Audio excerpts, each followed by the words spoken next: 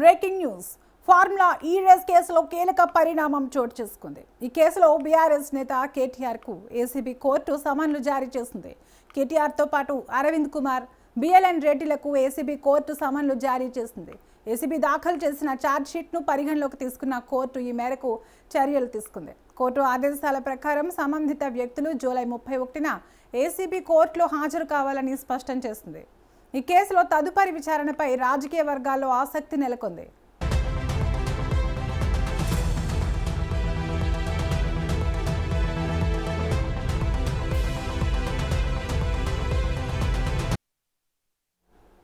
ఇక ఇదే అంశంపై మరింత సమాచారం మా ప్రతినిధి ప్రభాకర్ అందిస్తారు. ప్రభాకర్, ఫార్ములా ఈ రేస్ కేసులో ఏసీబీ కోర్టు ఎవరికి వారికి సమన్లు జారీ చేసింది? తరంగిణి, ఫార్ములా ఈ రేస్ కి సంబంధించి కేసు మరోసారి సంచలనంగా మారింది. ఏదైతే BRS party working president KTR కి సామాన్లు జారీ చేసిందని చెప్పుకోవచ్చు సిబిఐ కోర్టు. కేటీఆర్ తో పాటు దాదాపు పైగా ఉన్నటువంటి వారందరి మీద కూడా మరి సామాన్లు జారీ చేసిన పరిస్థితి కనిపించింది. ముఖ్యంగా కేటీఆర్ తో పాటు అరవింద్ కుమార్, బిఎల్ఎన్ రెడ్డి, అదేవిధంగా స్పోర్ట్స్ కన్సల్టెంట్ కిరణ్ మల్లేశ్వరరావు, అదేవిధంగా ఏదైతే సంస్థ ఉందో ఎఫ్ఈ సంస్థకి కూడా నిర్వహించినటువంటి ఎఫ్ఈ సంస్థ కూడా ఏసీబీ కోర్టు సామాన్లు జారీ చేసినట్టుగా తెలుస్తా ఉంది. ఫార్ములా ఈ రేసు సంబంధించి ఒక పెద్ద స్కామ్ జరిగింది. పర్మిషన్ లేకుండా ఇదంతా కూడా చేశారు. ముఖ్యంగా అప్పుడు మున్సిపల్ శాఖ మంత్రిగా ఉన్నటువంటి కేటీఆర్ దీని అంతటికి కారణం. అందుకే కేటీఆర్ మీద A1 గా కూడా కేసు నమోదు చేసినటువంటి పరిస్థితులు కనిపించాయి. దాదాపు 3 సార్లు కూడా ఈ కేసుకు సంబంధించి ఇన్వెస్టిగేషన్ చేశారు. వారిని ఒక్కొక్కరిని పిలిచి సపరేట్ గా వారిని పిలిచి విచారణ చేపట్టి అది స్టేట్మెంట్ ఆధారంగా రికార్డ్ చేసిన పరిస్థితి. మరోసారి కూడా అంటే ఏదైతే ఇటు ఏసీబీకి ఏదైతే ఛార్జ్ షీట్ ఫైల్ చేసిందో దాన్ని కోర్టు కూడా ఇవాళ పరిగణలోకి తీసుకొని మరోసారి విచారణకి కూడా కోర్టు సామాన్లు జారీ చేసినటువంటి పరిస్థితి కనిపిస్తా ఉంది. చూడాలి మరి కేసు ఎటు దారి తప్పుతుంది, ఎటు దారి తీసే అవకాశం ఉంటుంది, ఎటు వెళ్లే అవకాశం ఉంటుంది అనేది కూడా దాదాపు కాంగ్రెస్ ప్రభుత్వం వచ్చిన తర్వాత ఈ కేసు ఒక బిగ్ ట్విస్ట్ గా మారుతుందని చెప్పుకోవచ్చు. అనేక దఫలాలుగా ఈ కేసుకు సంబంధించి ఒక్కొక్క అంశాన్ని పరిగణలోకి తీసుకుంటా ఉన్నారు. చాలా భారీ ఎత్తున డబ్బు ఇందులో వెచ్చించారు. ఎట్లాంటి పర్మిషన్ లేకుండా డబ్బును అనేది వృధా చేశారు, దీంట్లో అవినీతి జరిగింది అనేది ఇటు కాంగ్రెస్ పార్టీ కొన్ని ఆరోపణలు చేస్తా ఉంది. ఆ నేపథ్యంలో దీని మీద ఇంత నిఘా పెడుతుంది అనేది ఇటు బీఆర్ఎస్ పార్టీ నుంచి చెప్తున్నటువంటి పరిస్థితి కనిపిస్తా ఉంది. చూడాలి మరి ఇటు కాళేశ్వరం విషయంలో కూడా అవినీతి చేసిందంటూ కూడా రేవంత్ రెడ్డి దీన్ని సీరియస్ గా తీసుకున్న పరిస్థితి కనిపిస్తుంది. దాంతోపాటు ఇప్పుడు ఈ ఫార్ములా ఈ రేస్ కేసు విషయంలో కూడా సీరియస్ గా తీసుకున్నట్టుగా తెలుస్తా ఉంది. 5గురికి సంబంధించి వారిపైన కూడా సిబిఐ కోర్టు సామాన్లు జారీ చేసినట్టుగా తెలుస్తా ఉంది. తరంగిణి, సంబంధిత వ్యక్తులు ఏ తేదీన కోర్టుకు హాజరు కావాలని ఆదేశించారు? ముఖ్యంగా జూలై 31 లోపల కోర్టుకి హాజరు కావాలని చెప్పి స్పష్టంగా సిబిఐ కోర్టు చెప్పినట్టుగా తెలుస్తున్న సామాన్లలో ఖచ్చితంగా జూలై 31 రోజు రాకపోతే సీరియస్ యాక్షన్ కూడా తీసుకోవాల్సి వస్తుంది అంటూ కూడా సామాన్లలో పేర్కొన్నట్టుగా తెలుస్తోంది. క్లియర్ గా ఇటు దాదాపు 3 మాత్రం ఇందులో విచారించినట్టుగా తెలుస్తా ఉంది. కేటీఆర్, అరవింద్ కుమార్, బిఎల్ఎన్కు సంబంధించి జూలై 31 రోజున ఒక్కొక్కరిగా విచారించే అవకాశం ఉన్నట్టుగా తెలుస్తా ఉంది. ఆ తర్వాత ఈ కేసు ఎటు దారి తీస్తుంది అనేది కూడా కొంత ఉత్కంఠ రేపుతుందని చెప్పుకోవచ్చు. దాదాపు జూలై 31 అంటే దాదాపు చాలా టైం ఉంది. ఇందులో మరి కేటీఆర్ తరఫు నుంచి, అదే విధంగా A1, A2, A3గా ఉన్నటువంటి అరవింద్ కుమార్ కావచ్చు, అదే విధంగా బిఎల్ రెడ్డికి సంబంధించి కావచ్చు, వీరు మరి ఏమైనా మరోసారి ముందస్తు బెయిల్ కోసం ఏమైనా వెళ్ళే అవకాశం ఉందా, అరెస్ట్ చేయకుండా ఈ కేసు ఎటు దారి తీసే అవకాశం ఉందనేది కూడా కొంత ఉత్కంఠ రేపుతుందని చెప్పుకోవచ్చు. చాలా రోజుల తర్వాత అంటే దాదాపు ఒక 3 నెలల 4 నెలల వ్యవధిలో మరోసారి ఈ కేసు తెర మీదకి రావడం అనేది రాజకీయంగా కొంత చర్చ రేపుతుందని చెప్పుకోవచ్చు. తరంగిణి, ఫార్ములా ఈ రేస్ కేసు ఏ శాఖ పరిధిలో విచారణ జరుగుతోంది? మున్సిపల్ శాఖకు సంబంధించి క్లియర్ గా తెలుస్తా ఉన్నది. ఏదైతే గతంలో ఇక్కడ ట్యాంక్ బండ్ దగ్గర నిర్వహించినటువంటి దాంట్లో కూడా మనం చూసాము క్లియర్ గా ఫార్ములా ఈ రేస్ సంబంధించి చేపట్టినటువంటి ప్రోగ్రామ్స్ కావచ్చు, అవన్నీ కూడా. సో ఇటు మున్సిపల్ శాఖకు సంబంధించి కూడా భారీ ఎత్తున అవినీతి జరిగింది. ఎలాంటి పర్మిషన్స్ లేకుండా కూడా ఇదంతా కూడా చేశారంటూ కూడా తెలుస్తున్నటువంటి పరిస్థితి కనిపిస్తుంది. అయితే ఇక్కడ విచారణ మాత్రం ఇటు సిబిఐకి సంబంధించి అదే విధంగా డైరెక్ట్ గా ఇందులో ముఖ్యమంత్రికి సంబంధించినటువంటి తరహాలో ఇన్వాల్వ్మెంట్ ఉన్నట్టుగా కొన్ని వార్తలు అయితే వస్తా ఉన్నాయి.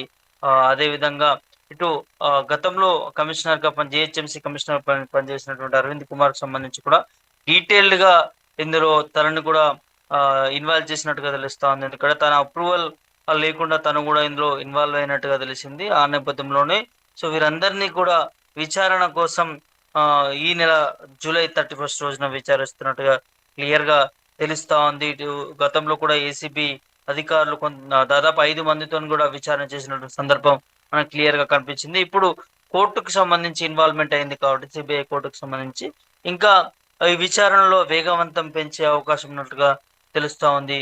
మరి చూడాలి, చాలా వరకు కూడా కేటీఆర్ అరెస్ట్ అవుతాడు, అరెస్ట్ అయ్యే అవకాశం ఉంటుంది అనేది సోషల్ మీడియాలో ప్రచారం సాగుతోంది. గత 3 నెలల నుంచి కూడా అవినీతి ఖచ్చితంగా ఇందులో జరిగింది, దీంట్లో ముద్దాయిగా కేటీఆర్ జైలుకు వెళ్లాల్సిందే అంటూ కూడా ఇటు కొన్ని సోషల్ మీడియా ద్వారా మాధ్యమాల ద్వారా పోస్టులు కూడా వెలుస్తున్నటువంటి సందర్భం కనిపిస్తా ఉంది. తరంగిణి, ప్రభాకర్, ఏసీబీ దాఖలు చేసిన ఛార్జ్షీట్ తర్వాత కోర్టు తీసుకున్న నిర్ణయం ఏంటి?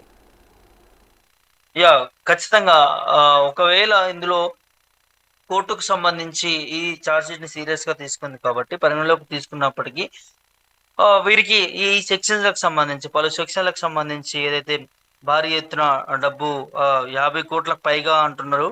మరి ఆ 50 కోట్ల పైన సంబంధించి ఆ డబ్బు ఎటు మళ్ళింది, ఆ సంస్థకు సంబంధించి ఏ విధంగా జరిగింది, ఫార్ములా ఈరేస్ సంబంధించి రెండోసారి ఎందుకు నిర్వహించలేదు, వీటన్నిటి మీద కూడా మరి జరిగే అవకాశం ఉంటుంది. కాబట్టి ఖచ్చితంగా చూడాలి మరి కోర్టు ఏ విధంగా యాక్షన్ తీసుకోబోతా ఉంది. అంటే దీనికి సంబంధించి సెక్షన్ల ప్రకారం చూస్తే మాత్రం దాదాపు బెయిల్ లేకుండా డైరెక్ట్ గా జైలు శిక్ష పడే అవకాశం ఉంటుంది అనేది వినిపిస్తా ఉన్నది. సో మరి నిజంగానే జైలు శిక్ష పడితే ఎంతమందికి పడుతుంది? A1, A2, A3, A5 వరకు ఇందులో కేసు నమోదైనప్పటికీ ఎవరెవరికి ఎంత పడే అవకాశం ఉంటుంది, అదే విధంగా నిజంగా ఇందులో జైలు శిక్ష అనేది ఉంటుందా, దీనికి సంబంధించి అన్ని కూడా కొంత ఉత్కంఠ రేపుతుందని చెప్పుకోవచ్చు. అదే విధంగా కేటీఆర్ సంబంధించిన ఇప్పటికే లీగల్ టీం కావచ్చు, ఇదంతా కూడా దీని మీద ఒక నిఘా పెట్టిందని చెప్పుకోవచ్చు. మరోసారి అడ్వకేట్ కి సంబంధించి వారందరితోని కూడా కేటీఆర్ కీలక భేటీ అవుతున్నారంటూ కూడా వార్తలు వస్తా ఉన్నాయి. ఈ రాత్రి వేళలో అవుతారు అంటూ కూడా ఈ వార్త వచ్చిన తర్వాత సో ఎట్లాంటి యాక్షన్ ముందుకు తీసుకోవాలనే దాని మీద కూడా మరి కేటీఆర్ కూడా ఆలోచించుకున్నట్లుగా తెలుస్తా ఉంది. కోర్టు మాత్రం దీంట్లో మరోసారి ఇప్పుడు ఏదైతే ఏసీబీ ఛార్జ్ షీట్ చేసినటువంటి దాని మీద పరిగణ తీసుకుంది కాబట్టి ఖచ్చితంగా ఒక కీలకంగా మారుతా ఉంది కోర్టు తీసుకున్నటువంటి నిర్ణయం అనేది తెలుస్తా ఉంది. తరంగిణి, ప్రభాకర్, ఈ కేసులో తదుపరి విచారణపై ఎలాంటి అంచనాలు ఉన్నాయి? తదుపరి విచారణ అంటే ఒకవేళ ఇందులో హాజరవ్వరా అనే చర్చ కూడా నడుస్తా ఉన్నది. సో ఎందుకంటే గతంలో కూడా చూసాము, నోటీసులు సామాన్లు జారీ చేసిన తర్వాత కూడా కొన్ని నేపథ్యంలో కొన్ని సిచ్యువేషన్స్ లో దాన్ని పొడిగించుకున్నటువంటి పరిస్థితి కనిపించింది. ఈ ఈ సమయంలో మేము హాజరు కాలేమంటూ కూడా రిపిటేషన్ వేసి మాకు కొంత సమయం కావాలి అంటూ కూడా ఇక్కడ కోర్టుకి వెళ్ళినటువంటి సందర్భాలు కూడా క్లియర్ గా కనిపించాయి. కాబట్టి సో ఇటు ఒకవేళ హాజరు కాకపోతే మరో డేట్ పెరిగే అవకాశం ఉంటుంది. కాబట్టి ఖచ్చితంగా విచారణ అంశం ఒకవేళ జరిగి ఉంటే ఏదైతే ఇప్పుడు ఎవరైతే చెప్పారో ఇటు కేటీఆర్ కావచ్చు, మిగతా ఎవరైతే ఉన్నారో ఇందులో నిందితులుగా ఉన్నటువంటి వారిని విచారించిన తర్వాత ఈ కేసులో ఎట్లాంటి అంటే ఇటు ఆ ఈ కేసు సెక్షన్ సంబంధించి ఇందులో మన అవినీతి జరిగిందని చెప్తా ఉన్నారు. కాబట్టి దీనికి సంబంధించి డైరెక్ట్ గా ఇందులో కేటీఆర్ ఇన్వాల్వ్మెంట్ ఉందన్నట్టుగా తెలుస్తా ఉంది. కాబట్టి ఇది నిరూపణ అయితే మాత్రం విచారణ తర్వాత కూడా అరెస్ట్ చేసే అవకాశం ఉంటుంది డైరెక్ట్ గా కేటీఆర్ ని. అదే విధంగా ఇందులో ఉన్నటువంటి మిగతా వారిని కూడా డైరెక్ట్ గా అరెస్ట్ చేసే అవకాశం ఉంటుంది. అదే నేపథ్యం కనిపిస్తా ఉంది. ఎందుకంటే క్లియర్ గా దాదాపు 6 నెలల నుంచి కూడా ఇదే కేసుకు సంబంధించి ఒక ఇన్వెస్టిగేషన్ జరిగింది. సంస్థకు సంబంధించి అదే విధంగా అప్పుడు పురపాలక శాఖ మంత్రి ఉన్నటువంటి కేటీఆర్ కి సంబంధించి కూడా పూర్తిగా వీళ్ళని విచారించిన తర్వాత ఇన్వెస్టిగేషన్ చేశారు. చేసిన తర్వాత తదుపరి స్టెప్‌కి సంబంధించే ఇప్పుడు ముందుకు వెళ్తుందని చెప్పుకోవచ్చు. ఏసీపీ అధికారులు కావచ్చు, ఆఫీసర్స్ కావచ్చు, అదేవిధంగా ఇటు కోర్టు తీసుకునే నిర్ణయం కావచ్చు. సో, వీరు విచారణలో వీరు చెప్పినటువంటి సమాధానం మీద తదుపరి విచారణకు సంబంధించి ఆహ్, జైలుకి వెళ్తారా? లేకపోతే కేసు ఇంకా ఇదే విధంగా పొడిగించబడుతుందా? లేకపోతే ఆహ్, కేసు కొట్టేయబడుతుందా అనేది ఆ విచారణలో వీరు చెప్పినటువంటి ఆధారాల ప్రకారంగానే ఉంటుందని చెప్పుకోవచ్చు తరంగిణి. అయితే ప్రభాకర్, కోర్టు సమన్లపై రాజకీయ వర్గాల్లో స్పందన ఎలా ఉంది? ఇటు బీఆర్ఎస్ పార్టీ మాత్రం దీన్ని వ్యతిరేకిస్తా ఉన్నది. కాంగ్రెస్ ప్రభుత్వం అధికారంలోకి వచ్చినప్పటి నుంచి ఇప్పటికి వరకి కూడా కేవలం ప్రతిపక్ష పార్టీ అయినటువంటి కేసీఆర్, అదేవిధంగా కేటీఆర్ బీఆర్ఎస్ పార్టీ పైనే ఒక అక్కస్సు వెళ్ళగక్కుతా ఉంది. ఇవాళ ప్రధాన ప్రతిపక్షంగా పోరాటం చేస్తా ఉన్నాం మేము. మా బీఆర్ఎస్ పార్టీ చేస్తా ఉంది కాబట్టి మా మీద నిఘా పెట్టి కావాల్సుకొని మ అవ సందర్భం లేని కేసులను కూడా, అంటే ఇన్వాల్వ్‌మెంట్ లేని కేసుల మీద కూడా, అవసరం లేని దాని మీద కూడా ఎంత అవినీతి జరిగిందంటూ కూడా కేసులు పెట్టడం, అదేవిధంగా అరెస్టులు చేయడం, ఒక కాలయాపన చేస్తా ఉంది. సో, ఇప్పుడు ఫార్ములా ఈ రేస్ కేసు విషయంలో కూడా ఎట్లాంటి అవినీతి జరగలేదు. ఒక తెలంగాణ, హైదరాబాద్‌కు సంబంధించి ఒక రాష్ట్రం అభివృద్ధి చెందాలి. హైదరాబాద్ అభివృద్ధి చెందితే తెలంగాణ ఆటోమేటిక్‌గా అభివృద్ధి చెందుతుంది కాబట్టి, అట్లాంటి క్యాపిటల్‌గా ఉన్నటువంటి హైదరాబాద్‌ని అభివృద్ధి చేయడంలో కేటీఆర్ కావచ్చు, కేసీఆర్ కావచ్చు వారు కృషి చేశారు. ఆ నేపథ్యంలోనే ఇక్కడ ఏదైతే ఫార్ములా ఈ రేస్ నిర్వహించడం, రెండోసారి నిర్వహించడం కోసం భారీ ఎత్తున ప్రో ప్రోగ్రామ్ చేసినటువంటి పరిస్థితి. అంచనాలు వేసుకొని ప్రోగ్రామ్స్ చేశారు. పర్మిషన్స్ తీసుకోవడం, తీసుకోకపోవడం అనేది అది మున్సిపల్ శాఖ మంత్రి మీద, ముఖ్యమంత్రి మీద ఉంటుంది కాబట్టి ఇక్కడ అవినీతి ఎక్కడా జరిగింది. ఇక్కడ కావాల్సుకునే కాంగ్రెస్ పార్టీ ఈ విధంగా చేస్తా ఉందనేది ఇటు బీఆర్ఎస్ నేతలు మాట్లాడుతున్నటువంటి సందర్భం కనిపిస్తుంది. అటు కాంగ్రెస్ పార్టీ మాత్రం ఖచ్చితంగా ఇది ఆ 10 సంవత్సరాల్లో ఇవాళ దోచుకొని తిన్నారు. ఇటు కాళేశ్వరం విషయంలో కావచ్చు, అటు ఏదైతే ఫార్ములా ఏరియస్ విషయంలో కావచ్చు, ఫోన్ ట్యాపింగ్ విషయంలో కావచ్చు అవినీతి చేశారు. సో, ఖచ్చితంగా అన్నీ కూడా వెలికి తీస్తున్నాడు రేవంత్ రెడ్డి, కాంగ్రెస్ ప్రభుత్వం అనేది ఇటు కాంగ్రెస్ పార్టీ నుంచి చర్చ జోరుగా నడుస్తుంది. అటు బీజేపీ పార్టీ కూడా 10 సంవత్సరాలు ఇటు బీఆర్ఎస్, ఇప్పుడు ఉన్నటువంటి కాంగ్రెస్ ప్రభుత్వం 2 ఇదే విధంగా చేస్తా ఉన్నాయి.